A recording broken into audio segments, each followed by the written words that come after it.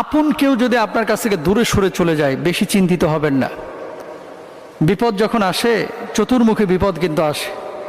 যেই ছাতাটা রৌদ্রের মধ্যে আপনি কি করেছেন, ব্যবহার করেছেন, ছায়া দিয়েছে, এই ছাতাটাকে আপনি যখন রোদ থাকে না, বৃষ্টি থাকে না, কি করেন, নিয়ে যে একটা নোংরা জায়গায় কিন্তু ফেলে রেখে দেন, তাই না? তো যখন আপনার প্রয়োজন ছিল আপনাকে অনেকে ব্যবহার করেছে, এখন আপনার প্রয়োজন নাই, তাই আপনাকে এখন দূরে ঠেলে দিয়েছে। পৃথিবীর বুকে কখনো আপন কেউ যদি আপনার থেকে দূরে সরে যায় হতাশ হবেন না, নিরাশ হবেন না। সব মানুষ যদি আপনাকে ঠগায়, আল্লাহ আপনাকে ঠগাবেন না।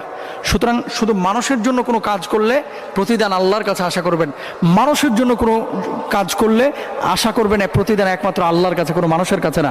এই পৃথিবীর বুকে কোনো মানুষ আপনাকে সন্তুষ্ট করতে পারবে না। সাময়িকভাবে মানুষ আনন্দ দিতে পারবে, কিন্তু সন্তুষ্ট একমাত্র আল্লাহকে আপনি করতে পারবেন, আল্লাহ আপনাকে করতে পারবে। আল্লাহর পেছনে বেশি সময় দেন।